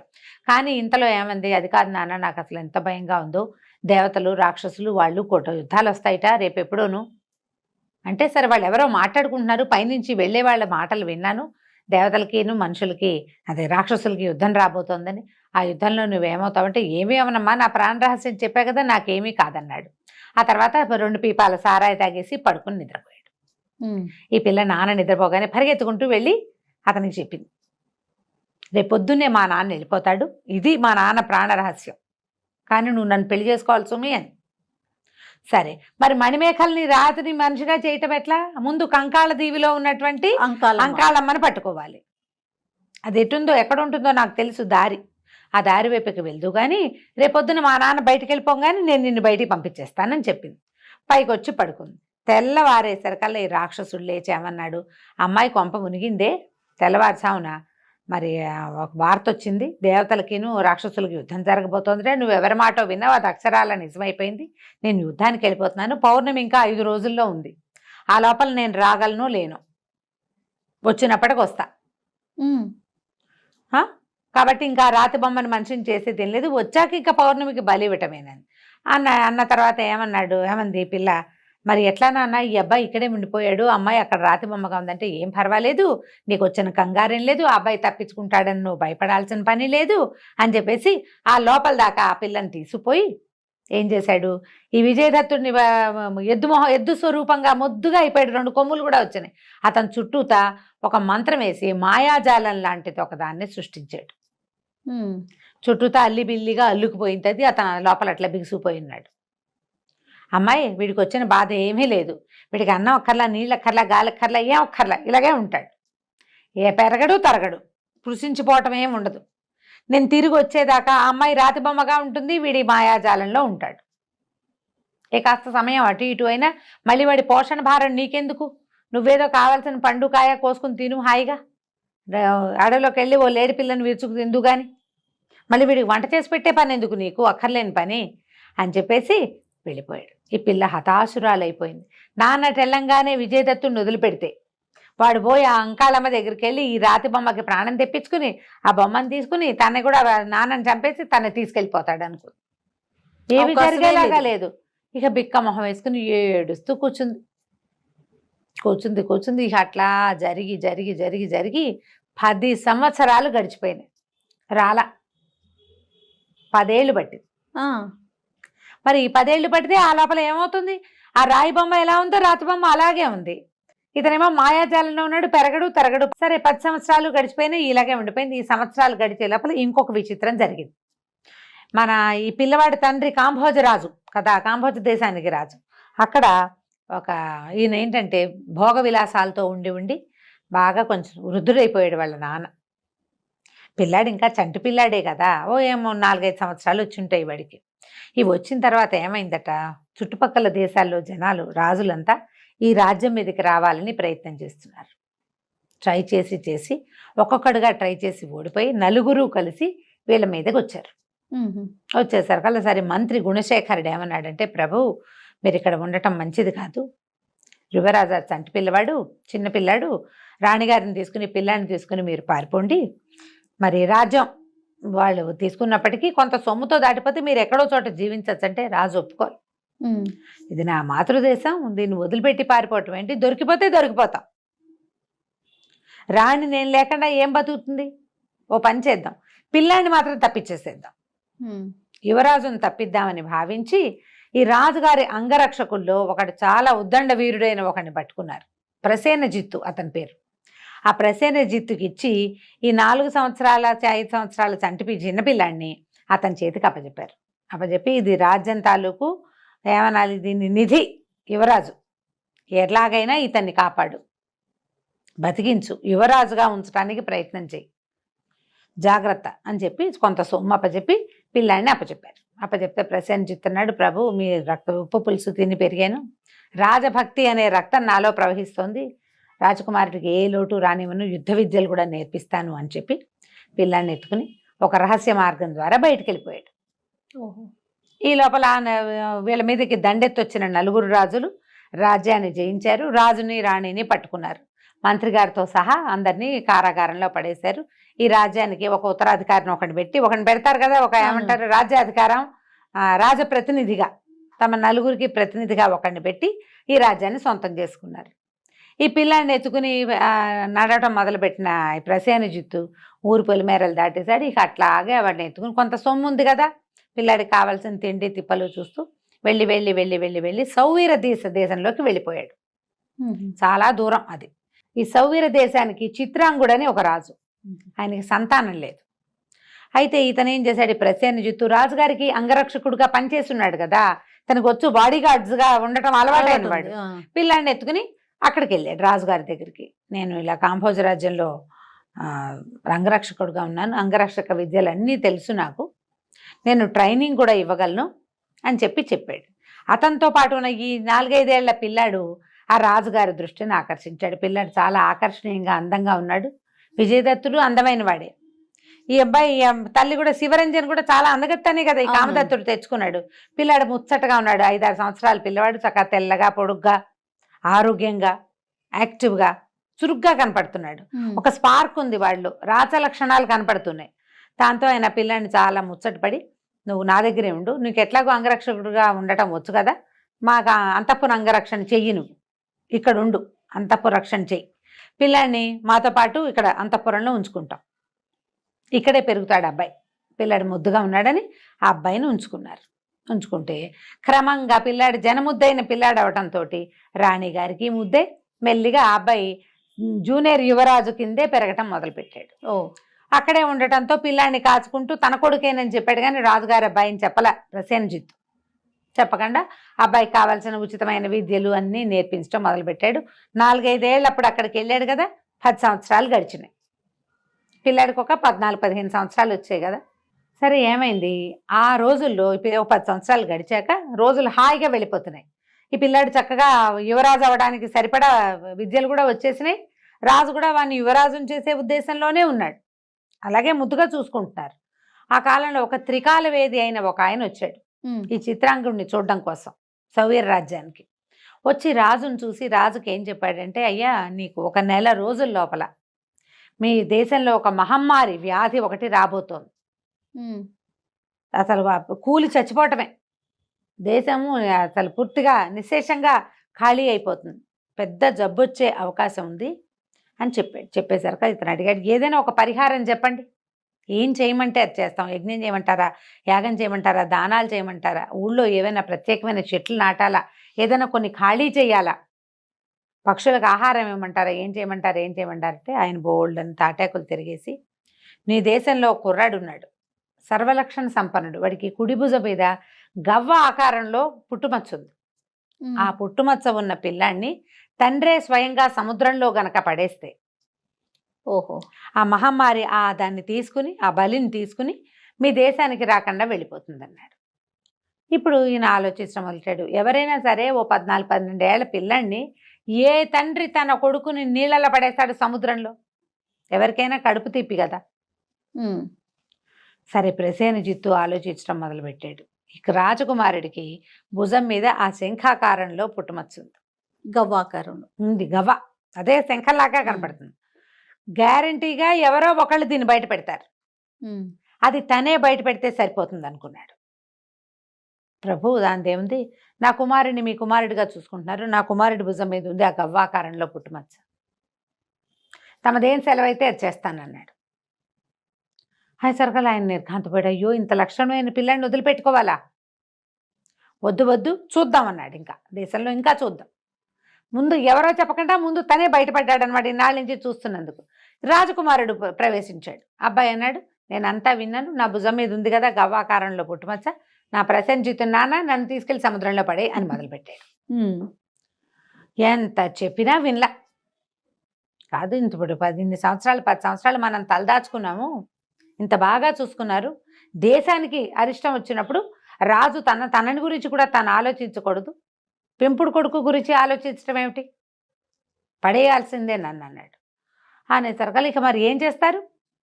సరే ప్రసేనజిత్తు పిల్లాడు ఇద్దరు బయలుదేరే. ప్రసేనజిత్తు తెగ ఏడ్చాడు, నేను గవ్వాకారంలో నీ భుజం మీద పుట్టుమచ్చ ఉందని ఎందుకు చెప్పాను, నువ్వు ఇతను నా తండ్రే కాదని నువ్వు చెప్పేస్తావు, లేకపోతే వాళ్ళు నన్ను చేయమంటారు ఆ పని. ఎవరో ఒకళ్ళు పిల్లాడి భుజం మీద ఉందని చెప్తే రాజుగారు బాబు నీ కొడుకుని తీసుకెళ్ళి పడే అని అనకుండా పిల్లాడికి ఉందని చెప్తే నువ్వు అసలు నా తండ్రివే కాదని చెప్తావనుకున్నాను బాబు, నువ్వు అక్కడ చెప్పలేదు అని శోకిస్తాడు. నా రాజు నాకు అప్పచెప్పినప్పుడు నిన్ను పిల్లాడిని జాగ్రత్తగా చూడు, రాజు అయ్యే అవకాశం ప్రతిదాన్ని అవైల్ చేయమని చెప్పాడు, నేనేమో నిన్ను ఇట్లా సముద్రానికి అర్పించడానికి బయలుదేరాల్సి వచ్చింది ఆయన అని బాగా దుఃఖించాడు. దుఃఖిస్తే పిల్లాడు ఏమన్నాడంటే, నువ్వు నా నాన్నవు కాకపోయినా వాళ్ళు చేయవలసినన్ని నువ్వే చేసావు, నేను నిన్ను తండ్రిగానే భావిస్తున్నాను, దేవుడిచ్చిన తండ్రి, ఏం పర్వాలేదు అని చెప్పి సముద్రంలో ప్రయాణం చేయడం మొదలుపెట్టారు. కానీ ప్రసేన్జిత్తుకు దుఃఖం అడగటల్లా. ఇప్పుడు ఆ రాజుకి పెద్ద కొడుకు పోయాడు, ఈ ఉన్న పిల్లాడినేమో తను తీసుకొచ్చి ఇలా చేయబోతున్నాడు, ఈ రాజుకు సంతానం లేదు, ఈయన ఈ పిల్లాడి మీద దాచిపెట్టుకుంటూ ఇది పోయింది. తన వల్ల చాలా పెద్ద తప్పు జరిగిపోతుంది, ఏం చేయాలని ఎంతో దుఃఖపడుతున్నాడు. అయితే వీళ్ళు డెక్ మీద నుంచున్నారు బయట. ఇంతలో చాలా పెద్దగా మెరుపులు మెరవటం మొదలుపెట్టినాయి ఆకాశంలో. సడన్గా వస్తాయి సముద్రాల మీద వర్షాలు, పెద్ద పెద్ద మెరుపులు, ఉరుములు, జంఝామారుతాలు. ఈ పడవ ఉన్నట్టుండి అంత మెరుపులు అవి వచ్చేసరికల్లా సముద్రం బాగా ఆటుపోట్లు ఎక్కువైపోయింది. పడవ అటు ఇటు కదిలిపోయి ఈ పిల్లాడి నుంచున్నవాడు బొక్కబొరల నీళ్ళలో పడిపోయేసరికల్లా కేకలు పెట్టాడు. ప్రసేన్జిత్తు పిల్లాడిని పట్టుకోవడానికి ప్రయత్నం చేశాడు. అది 10 మంది నావికులు దూకారు కూడా అతన్ని పట్టుకోవటం కోసం. ఎంత వెతికినా ఆ పిల్లాడు వాళ్ళకి దొరకల, నీళ్ళలో పడిపోయాడు. సరే ఇప్పుడు ఏమైంది, తనంతా తను తోయకపోయినా నా చేతిలో తప్పు లేకుండా భగవంతుడే తీసుకున్నాడు ఆ పరిస్థితిని, ఏదైతే అదవుతుందని వీళ్ళు మళ్ళీ సౌవీర దేశానికి వెళ్ళిపోయారు. వీళ్ళు ఏం చేస్తారు, సౌవీర దేశానికి తిరిగి వెళ్ళిపోయారు, ఆ పిల్లాడు దొరకలేదని. అయితే ఈ అబ్బాయి నీళ్లలో సముద్రంలో పడిపోయే సమయానికి ఆ ప్రాంతానికి కింద నాగుల సామ్రాజ్యం ఉంది. కొంతమంది నాగజాతి వాళ్ళు పైకి వస్తున్నారు అప్పుడే సముద్రం మీదకి. చూసి పడిపోతున్న ఈ పిల్లాడిని చూశారు. సముద్రంలో పడిపోయాడు, చూసి అబ్బో ఎంతో బాగున్నాడు, మన ప్రాంతంలో పడ్డాడని ఆ పిల్లాడిని ఎత్తుకుని మోసుకుని తీసుకుపోయారు పాతాళలోకానికి. తీసుకెళ్లేసరికల్లా అక్కడున్న నాగజాతి ఒక చిన్న సామ్రాజ్యం ఉంది. ఆ సామ్రాజ్యానికి రాజు మణిశేఖరుడు. ఆయన ఆశ్చర్యపోయాడు, అబ్బో పిల్లాడు ఎంత కళగా ఉన్నాడు, మన ప్రాంతంలో పడ్డాడు. ఎవరు ఏమిటి అంటే, ఏదో ఒక ఓడ వెళ్తోంది ఆ పక్కన, పిల్లవాడు పడిపోయాడో వాళ్ళే తోసేశారో ఏదో జరిగింది. పైనుంచి పడే సమయాల్లో అంత ఎత్తు నుంచి అట్లా పడిపోతే వాడు ఏం బతుకుంటాడు. ఈయన ఏమన్నాడు, కాదు మనం బతికిద్దాము, చనిపోయాడు వదిలేయమన్నారు వీళ్ళు. వదిలేయద్దు, మన ప్రాంతంలో పడ్డాడు, మనకు అవకాశం ఉంది కదా, మృత సంజీవని మూలిక ఉంది వాళ్ళ దగ్గర, ఆ మూలిక తీసుకురండి చూద్దామన్నాడు. మూలిక తీసుకొచ్చేసరికి పిల్లాడు లేచి కూర్చున్నాడు. లేచి కూర్చుంటే మణిశేఖరుడు చాలా సంతోషించాడు. నాయన నువ్వు ఎంతో అదృష్టవంతుడివి, నాకు సంతానం లేదు, నేను నిన్ను దత్తత చేసుకుంటాను, నా దగ్గరే ఉండిపో అని చెప్పాడు. ఈ కుర్రాడి జరిగిన కథ అంతా తను ఎలా తల్లిదండ్రుల దగ్గర నుంచి సెపరేట్ అయిపోయాడు, ఇక్కడికి వచ్చేసరికల్లా ఎలా అయ్యింది మొత్తం చెప్పాడు. అంతా చెప్పాడు. చెప్తే నువ్వు ఇంకా భూలోకంలో నీకు పని ఉంది, వాళ్ళు ఎలాగూ నిన్ను వద్దనుకున్నారు, నువ్వు ఇక్కడ పడిపోవటం వల్ల వాళ్ళ ప్రయోజనం సిద్ధించింది, వాళ్ళకి ఆ ఊరికి ఇంకా సౌవీర రాజ్యానికి ఇంకా మహమ్మారి రాదు, నువ్వు మా దగ్గరే ఉండిపో హాయిగా, నువ్వు మా దగ్గర ఉన్న మృత సంజీవిని తీసుకున్నావు కాబట్టి నువ్వు సముద్రంలో హాయిగా ఉండగలుగుతావు, నాగులకు రాజు అయ్యి మా దగ్గరే ముందు. కానంటే ఈ మణిశేఖరుడికి సంతానం లేదు, కానీ కీర్తిశేఖరుడు అని ఒక మేనల్లుడు ఉన్నాడు. వాడు కాస్త హాతేరే అని పోటాడు, నీ రాజ్యం నాదనుకున్నాను, నువ్వు వీడికి ఇస్తే ఎట్లా కుదురుతుంది అంటే, మణిశేఖరుడు ఏమన్నాడు, ఆ పిల్లాడిని చూడంగానే నాకు అట్లా అనిపించింది, పైగా చచ్చిపోయాడు అనుకున్న పిల్లాడిని నా ఆలోచనతోటి బతికిచ్చా, వీడు నా కొడుకే, నేను అంతే ఇస్తాను, నా మొత్తం శక్తులని నేను అనేసరికల్లా కుర్రాడు మణిశేఖరుడు అని కీర్తిశేఖరుడు కుర్రాడు అన్నాడు మేనల్లుడు, చంపేస్తాను వీడిని మీదకి దూకబోయాడు. అప్పుడు ఈ మణిశేఖరుడు ఏం చేశాడు, నువ్వు చంపేయలేవు, మనిషి అయినంత మాత్రాన నువ్వు చంపుతానని అనుకోవద్దు, నా మొత్తం విద్యలన్నీ నేను ఇతనికి ధారాదత్తం చేస్తున్నానని ఒక ప్రార్థన చేసి ఒక మంత్రంతో తన మంత్రశక్తులన్నీ ఈ పిల్లాడికి హేమదత్తుడికి ఇచ్చేసాడు. ఇతనిలో ప్రవేశించేసరికి ఇతనికి ఒక అపూర్వమైన కాంతి వచ్చేసింది. దాంతో కీర్తిశేఖరుడికి ఒళ్ళు మండిపోయింది. రాజుని చంపడానికి దూకాడు, మేనమావని దూకేసరికల్లా ఈ పిల్లాడు హేమదత్తుడు, అతను ఎంతవాడు ఒక 14 ఏళ్లవాడు, 15 ఏళ్ళు ఉంటాయి అంతే కదా, 3-4-5 ఏళ్ళప్పుడు తీసుకొచ్చాడు ప్రసేనజిత్తు, 10 సంవత్సరాలే కదా గడిచేయి. వెంటనే ప్రార్థన చేస్తే అతనికి ఉన్న శక్తుల వల్ల అతనికి శక్తులు వచ్చేసినాయి. ఈ కీర్తిశేఖి ఇత మణిశేఖరుడి దగ్గర మొత్తం పోయినాయి శక్తులు, మొత్తం అంతా ఇబ్బాయికి వచ్చాయి కదా. అతని శక్తుల్లో నుంచి 2 బాణాలు వచ్చి కీర్తిశేఖరుని కొట్టేశాయి. ఓ ప్రార్థించేసరికి తమ రాజును రక్షించినందుకు ఆ నాగులంతా ఆహాహా జయ జయగలు పలికారు. పిల్లాడు 14 ఏళ్ళ వాడు ఎంత షార్ప్గా ఉన్నాడు. అవును. ఈయన రక్షించబడాలని కోరుకున్నాడు. వెంటనే పిల్లలు కొంచెం సుమారుగా ఉంటారు, ఆలోచించుకుంటూ ఉంటారు. వాడు చాలా షార్ప్గా ఉన్నాడు. దాంతో వాళ్ళు చాలా సంతోషించి తమ సిద్ధులు తమ వ్యవహారాలు అన్నీ అబ్బాయికి తెలియజేసి ఆ అబ్బాయిని రాజుని చేసుకున్నారు. హేమదత్తుడు రాజు అయిపోయాడు. పాతాళ లోకంలో ఉన్నాడు. ఇంతలో పైన ఏమైందో చూద్దాం. విజయదత్తుడు ఉన్నాడు కదా, అక్కడికి రాక్షసుడు యుద్ధం తర్వాత తిరిగి వచ్చాడు 10 సంవత్సరాల తర్వాత. కూతురు ఆశ అడిగింది, ఏంటి నాన్న ఇంతకాలం చేసావు, ఇన్నాళ్ళకు వచ్చావంటే యుద్ధం ఇప్పుడే పరిసమాప్తమైంది అని చెప్పి, పౌర్ణమి ఎప్పుడే అమ్మాయి అని అడిగాడు. ఇంకొక 5-6 రోజుల్లో పౌర్ణమి ఉంది. అప్పుడు 5-6 రోజుల ముందే వెళ్ళాడు. ఇప్పుడు 5-6 రోజుల ముందే ఏముంది, పౌర్ణమి 10 నెలకోసారి వచ్చేస్తుంది కదా. సరే నేను హాయిగా తిని పడుకుంటాను, ఈ లోపల 2-3 రోజులు రెస్ట్ తీసుకుని యుద్ధం నుంచి వచ్చా కదా, అంకాళమ్మని తీసుకొస్తే అది వచ్చి ఈ అమ్మాయినేమో రాతిని మనిషిగా చేస్తుంది. అప్పుడు అబ్బాయిని ఇద్దరిని మనం ఇది చేసేద్దాం, మార్చచ్చు అని చెప్పి వెళ్ళిపోయాడు. అలాగానే ఏం చేశాడు, అమ్మాయి అంది, మరి వాళ్ళ మీద నుంచి పవర్ అయినా తీసేస్తావా అంటే తీసేస్తానన్నాడు. అప్పుడు ఈ విజయదత్తుడికి 3 రోజులు భోజనం పెడతానని అడిగింది. పాపం ఇన్నాళ్ళు ఉన్నాడు కదా అంటే అతను ఏం చేశాడు, ఆ మంత్రజాలాన్ని తీసేశాడు విజయదత్తుడి మీద నుంచి. వెంటనే ఈ అమ్మాయి విజయదత్తుడి దగ్గరికి వెళ్ళి, మా నాన్న పడుకున్నాడు, నీకు ఇంకేం భయం లేదు, నేను నిన్ను పైకి తీసుకెళ్ళి దిగబెడతాను, కానీ ఒకటే షరతు, నువ్వు నిన్ను పెళ్లి చేసుకుంటానన్నావు అంటే ఇతను అన్నాడు, మాట తప్పను, కాకపోతే నేను పెద్ద భార్యను చేసుకోలేను, రెండో భార్యను చేసుకుంటా, పెద్ద భార్యగా మణిమేఖలే ఉండాలి, నాకు రాక్షసివి కదా, నేను ఉంచుకోవడానికి మా వాళ్ళు ఒప్పుకోరు అంటే ఒప్పుకుంది, నీతో ఉండాలి అంతే, ఈ మా నాన్న బెడదా లేకుండా ఉంటుంది నాకు, ఇక ఈ రాక్షస జీవితం నేను జీవించలేను అంటే ఒప్పుకున్నాడు. ఒప్పుకుంటే ఈ అమ్మాయి ఏం చేసింది, ఈ విజయదత్తుడిని ఒక సొరంగ మార్గం గుండా నడిచిపిచ్చు తీసుకెళ్ళి ఒక బిల మార్గం గుండా బయటికి తీసుకెళ్ళి ప్రవేశపెట్టింది. ఆ వైపుకు వెళ్ళాలి మనం, నువ్వు కంకాళ లోయ అదే కదా ఉంది, ఏమంటారు కంకాళ లోయనే కదా దాని పేరు. అవును, అక్కడికి వెళ్ళాలి, వెళ్ళిపో, నువ్వు ఈ దారి గుండా నడిచి వెళ్తే దొరుకుతుంది. 3 రాత్రులు 3 పగళ్ళు నడిచాడట. ఓహో, నడిచి వెళ్తూనే ఉన్నాడు. ముందు ఆ అంకాళమ్మ దగ్గర మంత్రం తెచ్చుకుని మణిమేఖల్ని కాపాడాక అప్పుడు ఇతని ప్రాణం తీసే పని చేయాలన్నమాట. అందుకని అటు బయలుదేరాడు. సరే వెళ్ళేసరికల్లా ఏమైంది, ఒక మంచి ప్రదేశంలోకి వెళ్ళాడు. ఎంత బాగుందో, దేవతలు నివసించే చోట్లాగా ఉంది అది. పచ్చగా అంతా తోటలు, చెట్లు, చాలా ఇదిగా ఉంది. సడన్గా ఒక చల్లని గాలి వస్తుంది ఎక్కడి నుంచో. ఏంటి ఇంత చల్లగాలి వస్తుందని చూస్తే ఒక 4 చక్కటి తెల్లటి రాజహంసలు, మెడ దగ్గర అంతా బంగారపు సారలున్న 4 రాజహంసలు దిగినాయి. తను చూస్తూ ఉన్నాడు. అయితే ఏమైంది, ఆ హంసలు ఒక చోట వాలి ఏదో కాస్త అటు ఇటు నడుస్తూ ఉంటే పైనుంచి ఒక కొండ చిలువ వస్తాం. ఆ కొండ చిలువ జారి జారి వస్తుండేసరికి అతను చూస్తున్నాడు, కానీ ఇతను కేకలిస్తే మాత్రం వాటికి ఏం వినపడుతుంది అనుకున్నాడు, పక్షులు కదా. ఇతను ఏం చేశాడు, పరిగెత్తుకుంటూ వెళ్ళాడు. తను ఒక చోట దాక్కుని చూస్తున్నాడు వాటిని. పరిగెత్తుకుంటూ వెళ్ళి ఆ పాముని కొండ చిలువని కొట్టబోయే లోపల అది కాస్త ఒక హంస మీద పడింది. హంసలు కెక్కరించి అటు ఇటు పరిగెడుతున్నాయి. ఇతను పరిగెత్తుకుంటూ వెళ్ళి కత్తి విసిరాడు. ఆ కత్తి విసిరితే ఆ పాము ఇతన్ని చుట్టుకోబోయింది. అతి కష్టం మీద ఆ పామును ఎట్లాగోట్లా ఆ కొండ చిలువని వదిలించుకుని దాన్ని 2-3 ముక్కలుగా చేసేసి పోన్లే పాప హంసలు రక్షించబడే, అవి ఎగిరిపోయినాయి ఇంకో చెట్టు మీదకి. పాపం అవి బతుకుంటాయి కదా, పాము వాటిని తినేపోతుంది. ఆ హంసలు చాలా బాగున్నాయి. దాంతో ఇతను పక్కన ఒక చెరువు ఏదో ఉంటే ఈ పావుని ఎత్తుడు తన మీద పడ్డది, కడుక్కుని వదిలించుకుని ఇంకా వెళ్ళటానికి మార్గం చూస్తుంటే ఆ హంసలు ఇతనితోటి మాట్లాడి, నువ్వు సరే అతను ఇదంతా జరిగిందంతా చెప్పాడు.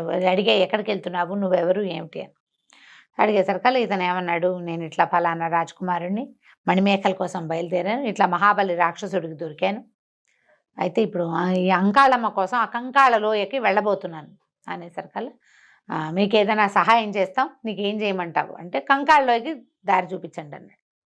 వీళ్ళు ఏమన్నారంటే, సరే మా మీద కూర్చో, మేము తీసుకెళ్తాం, కానీ అంకాళమ్మ దగ్గరికి వెళ్ళలేము, దానికి చాలా మాయశక్తులు ఉన్నాయి, మాకు కూడా తెలీదు, ఆమె దగ్గర ఒక మంత్రం ఉందిట అని చెప్పాడు. రాళ్ళని మనుషులుగా మార్చేది, అంటే రాతిగా మారిన మనుషుల్ని ఇలా మార్చేది. సరే ముందు నువ్వు పడుకో, నువ్వు కూర్చో మా మీద, నిన్ను తీసుకెళ్తాము, అక్కడ దింపుతాం, అక్కడ క్రియ నువ్వే చేసుకోవాలి, దీనికి ప్రతిగా మాకు ఇంకొక పెద్ద బృహత్ కార్యం చేసి పెట్టాలి, నువ్వు చేస్తానని ఒప్పుకుంటే తీసుకెళ్తామన్నారు. వాటి ప్రాణాలు ఇప్పుడు రక్షించిందే కాకుండా ఇంకొక క్రియ కూడా కావాలి. సరే ఒప్పుకున్నాడు. అది ఎంత కష్టసాధ్యమైనా చేస్తానన్నాడు. సరే ఈ 4 హంసలు చక్కగా తమ మీద ఒక పీట వేసుకుని రెడీగా కూర్చుంటే ఇతను ఆ పీటకి పడుకుని నిద్రపోయాడు. 3 రోజుల నుంచి నడుస్తున్నాడు కదా, తెల్లవారేసరికి తీసుకెళ్ళి ఆ కంకాళ లోయలో దింపేసింది. ఇప్పుడు అంకాళమ్మ దగ్గర నుంచి మంత్రం ఎట్లా తీసుకోవాలి, ఆ మంత్రం చచ్చినా చెప్పదు. అదొట్టి రాక్షసి, ధూర్తురాలు. ఎవరైనా కనపడితే వాళ్ళని నవిలి మింగేస్తుంది, వాళ్ళ అంతు చూస్తుంది తప్ప ఆ మంత్రం తన దగ్గరే ఉంచుకుంటుంది. తన స్నేహితుడైన మహాబలికే చెప్పల. కాబట్టి ఏం చేయాలి? అప్పుడు వాళ్ళలో ఒకడు ఏం చెప్పాడంటే, ఇది ఏం చేస్తుందంటే అది నివసించే ప్రదేశానికి ఎదురు వెళ్ళకూడదు. వెళ్తే కనపడిన వాళ్ళని కనపడేట్టుగా రాళ్ళుగా మార్చేస్తుంది. మేము వెళ్ళినా మా పరిస్థితి అదే. ఒక మర్రి చెట్టు ఉంది, రోజు ఒక ఆకు రాలుతుంది ఆ చెట్టు మీద నుంచి. ఇదేం చేస్తుంది రాక్షసి, ఆ ఆకు మీద ఆ మంత్రం రాస్తుంది. ఆ ఆకుని హోమంలో వేస్తుంది, హోమం చేస్తుంది. 1000 సార్లు జపించి హోమంలో వేస్తుంది. వేసిన తర్వాత ఆ బూడిదని, ఆ హోమంలో వచ్చినటువంటి ఆకు బూడిదని నీళ్ళల్లో కలుపుకుని తాగుతుంది. దానికి ప్రతిరోజు మంత్రసిద్ధి ఇలాగే కలుగుతుంది. ఓహో, ఏ రోజుకు ఆ రోజే చేసుకోవాలి. మేము పని చేస్తాం, నిన్నొక మర్రాకుగా మార్చి అక్కడ పడేస్తాం, నీ మీదే రాస్తుంది. నువ్వు ఎలా తప్పించుకుంటావనేది ఇక నీ ఇష్టం. నీకు ఇంకో సహాయం ఏం చేస్తామంటే, మేము ఒక గాలి వచ్చేలాగా మాత్రం చేయగలుగుతాం. ఆ గాలిలో నువ్వు ఎగిరి వెళ్ళిపో. నువ్వు ఎగిరెళ్తావో దాన్ని ఏమైనా చేస్తావో అవన్నీ నువ్వే చేసుకోవాలి. బాగుంది. అప్పుడు ఏదైనా నీ అదృష్టం కొద్దీ ఏదైనా జరిగితే అప్పుడు నీకు ఉన్నట్టు. సరే ఏం చేశాడు, సరేనన్నాడు. అక్కడి నుంచి వీడిని మర్రి ఆకుగా మార్చేసి ఆ చెట్టు కింద ఆల్రెడీ పడి ఉన్న ఆకుని తీసేసి వీడిని అక్కడ పెట్టారు. ఈ విజయదత్తుడిని. ఆ 4 హంసలు దూరంగా నిలబడ్డాయి. బాగా నిలబడేసరికి ఈ రాక్షసి వచ్చింది, ఈ అంకాళమ్మ బయటకు వచ్చింది. అవి ఇవి పూరెలు అవి ఇవి చక్కగా సరి చేసుకుంది. మొత్తం యజ్ఞం చేయడానికి ఏర్పాటుగా అన్నీ పెట్టుకుంది. ఆ నేల మీద పడ్డ మర్రాకు తీసి దాని మీద రాయటం మొదలుపెట్టింది. మంత్రం రాసింది. రాసిన తర్వాత ఇది హోమం అది వెలిగించాలి కదా. ఆ హోమం వెలిగించే టైంకి ఏం చేసినాయి, ఈ పక్షులు రెక్కలు బాగా అల్లార్చి, అవి మామూలుగా ఎగిరితేనే పెద్ద పెద్దవి గాలి వస్తుంది. అవి రెక్కలు అల్లారితే చాలా విశేషంగా పిచ్చెక్కినట్టు గాలి వచ్చేస్తుంది. గాలి వచ్చేసరికల్లా ఇది హోమగుండంలో వేయబోతున్న ఈ ఆకు ఎగిరి దూరంగా పడింది. ఏమిటో జరుగుతోందని తలకాయ ఎత్తి చూసింది. ఈ పక్షుల వల్ల వస్తోందని, ఉండండి మీ పని చెప్తానని లేవబోయింది. లేవబోయేసరికల్లా వీడేం చేశాడు, ఈ ఆకు నుంచి విజయదత్తుడు మనిషిగా మారిపోయి ఆ వెనక్కి వెళ్ళి ఆ అంకాళమ్మని వెనక నుంచి తోసేశాడు హోమగుండంలోకి. హోమగుండంలో పెద్ద పెద్ద కేకలు పెడుతూ అందులో పడిపోయింది. ఆహుతైపోయింది. దాని చేతిలో ఉన్న మంత్రదండంతో గనక ఊపుంటే ఆ 4 హంసలు రాళ్ళు అయిపోయేవి.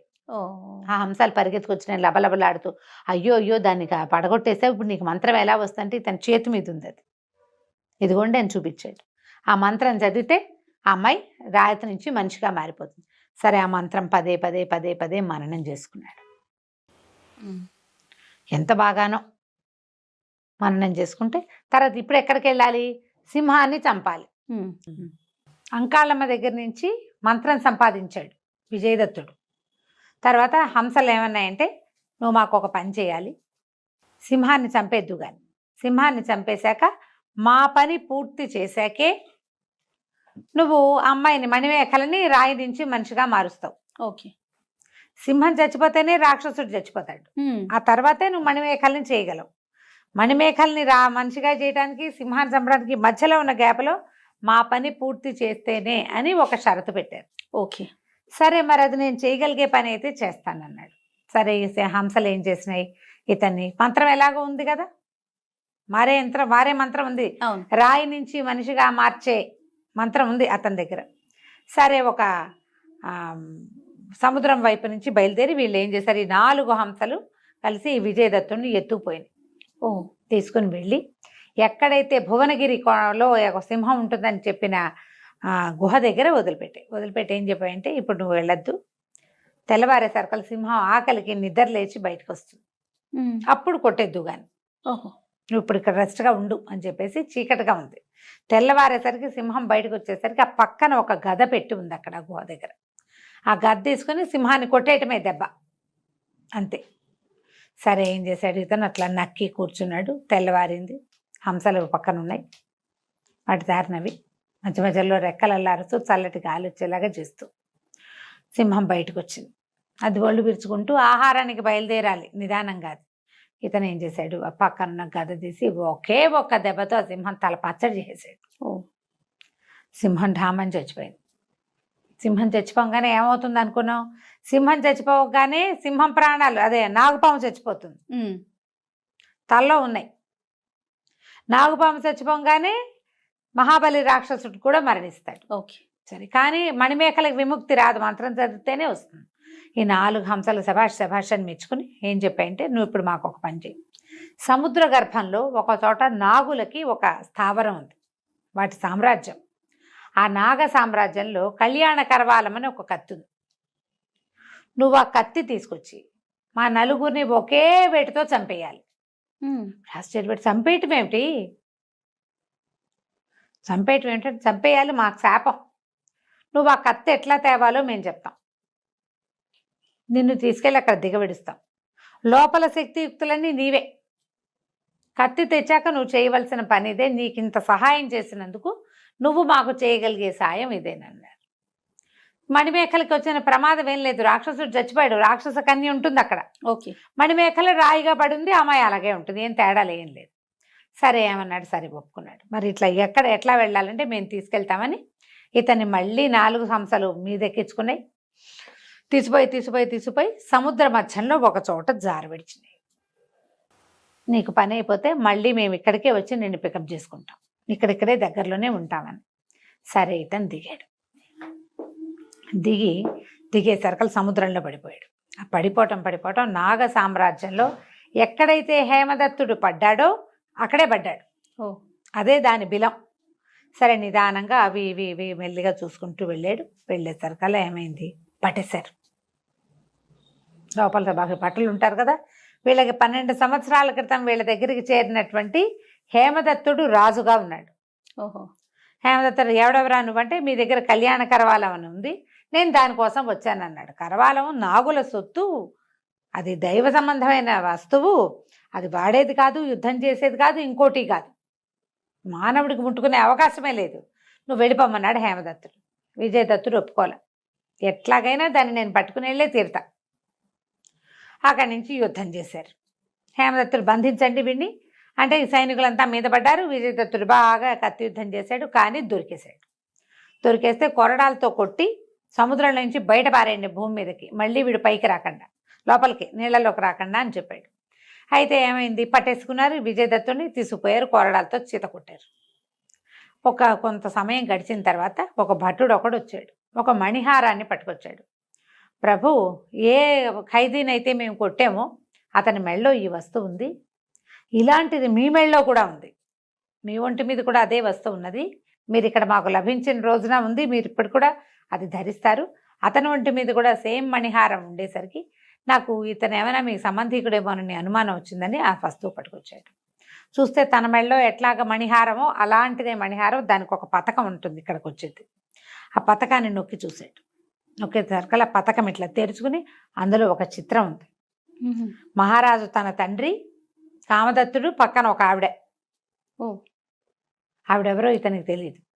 ఇతను ఏం చేస్తాడు, తన మెళ్ళలో ఉన్న మణిహారాన్ని తీస్తే తన తండ్రి కామదత్తుడు, పక్కన తన తల్లి. అంటే ఇతను బహుశా తన ముందు పుట్టినటువంటి అన్న అయ్యి ఉండొచ్చు. సరే, ఆయనకి ఏదైనా సమస్యలు పోయింటాడు, 2 మొహం మీద ఏదైనా చల్లి మంచినీళ్ళు ఇచ్చి తినడానికి ఏమైనా పెట్టి నా దగ్గరికి తీసుకురండి అన్నాడు. భటులు పరిగెత్తుకుంటూ వెళ్ళారు. ఆ కింద పడిపోయి దెబ్బలు తగిలి ఉన్నవాడిని బాగా సేద తీర్చి ఆయనకి ఆహారము తాగడానికి ఇచ్చి, మహారాజు మిమ్మల్ని రమ్మంటున్నాడని సగౌరవంగా వెంబడి పెట్టుకుని తీసుకొచ్చాడు. తీసుకొచ్చేసరికల్లా ఇది ఎక్కడ ఎందుకుంది నీకు ఈ దగ్గర అంటే, ఆయన నా తండ్రి, ఆవిడ నా తల్లి, నా పుట్టినప్పుడే నేను మరణించింది, నేను పుట్టినప్పుడే ఈ మణిహారం నా దగ్గరే ఉంది, నేను ఒక రాజద్రోహ నేరం కింద నన్ను బయటికి పంపించేశారు, వస్తువు మాత్రం నాతో ఉండిపోయింది, మిమ్మల్ని చంపేయలేదా అని అడిగాడు. చంపేయలేదు, మంత్రి నన్ను రక్షించాడంటే అప్పుడు హేమదత్తుడు చెప్పాడనమాట, నేను ఈ రాజుగారి 2వ కుమారుడిని, ఫోటో తీసి చూపించాడు, ఈవిడ మా తల్లి అని. అయితే విజయదత్తుడు ఏం చెప్పంటే, నిన్ను చంపానన్నా నేరం మీదే నేను అంటే హత్యా ప్రయత్నం చేశానన్న అనుమానం మీదే నన్ను నగర నిష్కాసనం చేయించారు, బయటికి పంపించేశారు, చంపేయమన్నారు. కానీ మంత్రి రక్షించడం వల్ల నేను బతికిపోయాను, ఇవి తిరిగాను, ఇట్లా జరిగింది అని మొత్తం జరిగిందంతా చెప్పాడు. నువ్వు ఇక్కడికి ఎట్లా వచ్చావు అన్నాడు. అంటే తండ్రిని ఇట్లాగా నలుగురు నగరాధిపతులు కలిసి మన తండ్రిని మీద యుద్ధం చేశారు, ఆయన పట్టుబడ్డాడు, నన్ను చిన్నపిల్లాన్ని పంపించేశాడు బయటికి. నన్ను తీసుకొచ్చిన ప్రసేనజిత్తు ఈ అబ్బాయికి తెలుసు, విజయదత్తుడికి. ఎందుకంటే విజయదత్తుడు 15 ఏళ్ల వాడు, తమ్ముడు పుట్టినప్పుడు పెద్దవాడు కదా. ప్రసేనజిత్తు నాకు తెలుసు అన్నాడు. ప్రసేనజిత్తే నన్ను అక్కడి నుంచి ఎత్తుకుని పారిపోయాడు, అతని వల్ల నేను ఇక్కడికి వచ్చాను, ఇక్కడ ఈ రాజుకి నేను నచ్చి నాకు ఇట్లా రాజ్యం ఇచ్చాడు అని. నువ్వు ఎందుకు వచ్చావు ఏంటంటే ఈ కళ్యాణ కరవాలము అది ఎందుకు కావాల్సి వచ్చిందో చెప్పారు. ఇద్దరు కలిసి మాట్లాడుకున్నాక హేమదత్తుడు అన్నాడు, అయ్యో తండ్రిని ఎట్లా విడిపించాలి, నేను ఈ నాగలోకంలోకి వచ్చాక నేను ఇంకా ఆ సంగతి విస్మరించేశాను, పైకి వెళ్ళి మనం ఏం చేస్తానులే అని అనిపించింది, కానీ నువ్వు ఉన్నావు కదా మనం ఏదైనా చేద్దామంటే. సరే విజయదత్తుడు ఏమన్నాడు, నేను ఇక్కడి నుంచి వెళ్ళిపోతా, ఆ కత్తి నాకు ఇవ్వు, కత్తితో నేను నన్ను రక్షించిన గంధర్వ హంసల తాలూకు శాప విమోచనం చేస్తాను, మణిమేఖల్ని తీసుకొస్తా, మణిమేఖల్ని పుష్పదంతుడి దగ్గరికి తండ్రి దగ్గరికి చేర్చి ఆయన దగ్గర నుంచి సైన్యాన్ని కొంత తెస్తాను, నువ్వు నీ నాగ సైన్యాన్ని తీసుకుని నువ్వు తండ్రి దగ్గరికి వెళ్ళమని చెప్పాడు. సరే ఆ కత్తిని తీసి ఇతని చేతిలో పెట్టారు. విజయదత్తుడు ఆ కత్తి పుచ్చుకొని ఆకాశమార్గ అది సముద్రంలో నుంచి అలా పైకి వచ్చాడు. వచ్చేసరికల్లా హంసలు రెక్కలార్చుకుని సిద్ధంగా ఉన్నాయి. గబగబా ఇతన్ని ఎత్తుకుని ఒక కొండ మీదకి తీసుకెళ్ళి ఏం చెప్పారంటే, ఒకే వేటుతో నలుగురిని నరికేయాలి నువ్వు, ఒక్క దెబ్బకి 4 హంసల్ని ఒకే దెబ్బకి చంపేయాలి. అతను భయపడుతూను బాధపడుతూ ఇంత సహాయం చేసిన వాళ్ళని చంపేయాల్సి వస్తుందని, హింసకు పాల్పడుతున్నానని బాధపడుతూనే 4 హంసల్ని ఒక్క దెబ్బకి మెడ కట్ చేశారు కల్లా ఆ హంసల స్థానంలో 4 అపూర్వ సౌందర్యవంతులుగా కనపడేటువంటి గంధర్వ కుమారులు ప్రత్యక్షమయ్యారు. దేవస్వరూపాల్లాగా ఉన్నారు 4. అక్కడి నుంచి ఆశ్చర్యపడి, మీరంతా ఎవరంటే మేము గంధర్వులము, ఒక ఋషిని ఆయన తపస్సు పాడు చేయటానికి హంసల్లాగా మారి నీళ్లలో దిగి ఆ నీళ్లు ఆయన మీద పోస్తూ చాలా ఏడిపించాము, ఆయన హంసల్లాగానే బతకండి శపించాడు, ఆటకాయితనానికి చేశాం, అయితే ఆయన మాకున్న శాప విమోచన ఎవడైనా ఒకడు నరుడు ఈ సముద్ర గర్భంలో ఉండే కళ్యాణ కరవాలంతో కనుక మిమ్మల్ని ఒకేసారి తెగటారిస్తే మీకు శాప విమోచనం అవుతుందన్నాడు, అది నువ్వు చేసావు అని సంతోషించి ఇతనికి ఒక మాయ తివాసి ఇచ్చారు. ఓహో, తివాసి మీద కూర్చొని ఎక్కడికైనా వెళ్ళు అంటే వెళ్తుందనమాట. ఇది వాడుకో, మణిమేఖల సేఫ్గానే ఉంది, నీకే భయము లేదు. అక్కడి నుంచి ఇతను పరిగెత్తుకుంటూ ఆ మాయ తివాసి ఎక్కి పరిగెత్తుకుంటే వెళ్ళక్కర్లా, ఇంకా అదే పరిగెడుతుంది. ఇది ఎక్కి కూర్చుని ఆ మహాబలి రాక్షసుడు ఎక్కడైతే ఉంటాడో అడవిలో అక్కడికి తీసుకెళ్ళమన్నాడు. ఈ తివాసి రైహమని ఇతన్ని తీసుకుని వెళ్ళిపోయింది అక్కడికి. సరే రాక్షస కన్య పరిగెత్తుకుంటూ వచ్చింది, మా నాన్న చనిపోయాడు అని నాకు తెలుసు, మరి ఇప్పుడు నన్ను వివాహం చేసుకోమన్నావు, నువ్వు 2వ భార్యగా ఉండటానికి నీకు ఓకేనా అని అడిగాడు. నాకు ఓకే, నీతో ఉంటానని అనగానే సరే ఇతను ఏం చేశాడు, కిందకి వెళ్ళి మణిమేఖల రాయిగా పడుంది కదా అక్కడ మంత్రం చదివాడు. చదివేసరికల్లా మణిమేఖలుగా మారిపోయింది అమ్మాయి, రాయి కాస్త అమ్మాయిగా మారిపోగానే ఈ రాక్షస కన్య ఆ అమ్మాయికి జరిగిందంతా చెప్పింది. నీకోసమే ఇంత కష్టపడ్డాడు, నేను తీసుకెళ్ళడానికే వచ్చాడు ఇతను, మా నాన్నని చంపేశాడు అని చెప్పేసరికల్లా సరే మణిమేఖల అతనితో తయారైంది రావడానికి. మణిమేఖల రాక్షస కన్య ఇద్దరిని తివాసి ఎక్కించుకుని ముందు పుష్పదంతుడి దగ్గరికి వెళ్ళాడు. కూతురుని ఆయనకు అప్పచెప్పంగానే ఆయన చాలా సంతోషించి, ఆయన మా పిల్లని నీకే ఇచ్చి పెళ్లి చేస్తానన్నాడు. పెళ్లి తర్వాత చేయొచ్చు, ముందు ఇప్పుడు మా నాన్నని రక్షించడం కోసం మేము సైన్యంతో, మా తమ్ముడు వస్తున్నాడు, నాకు కూడా సైన్యం కావాలంటే సరే ఇతను మాయతివాసి ఎక్కి వెళ్ళిపోయాడు. వెనకాల నుంచి సైన్యాన్ని పంపించాడు పుష్పదంతుడు. ఇతను విజయదత్తుడు పట్టుకెళ్ళిన పుష్పదంతుడి సైన్యము హేమదత్తుడు తీసుకొచ్చిన నాగ సైన్యంతో ఆ 4 రాజులని ఓడించి రాజప్రతినిధిని నగర బహిష్కారం చేసేసి తమ తండ్రిని మళ్ళీ సింహాసనం మీద కూర్చోబెట్టారు. తను ఏనాడో వెడలగొట్టిన కుమారుడు మళ్ళీ ఇంత గొప్పవాడై చక్కగా 2 కన్యల్ని వివాహం చేసుకుని ఓ తివాసిని సంపాదించుకుని కామరూప విద్యని నేర్చుకుని తమ్ముడిని కూడా మళ్ళీ వెనక్కి తీసుకొచ్చాడని చాలా సంతోషించి తండ్రి ఏం చేశాడు, విజయదత్తుడికి పట్టాభిషేకం చేశాడు. 2 రాణులతోటి అతను హాయిగా రాజ్యాన్ని వెళ్తూ ఉన్నాడు. హేమదత్తుడు ఎప్పట్లాగానే నాగలోకానికి వెళ్ళిపోయాడు. కథ కంచికి మనం ఇంటికి. భలే ఉంది రమ్మగారు, చాలా బాగుంది.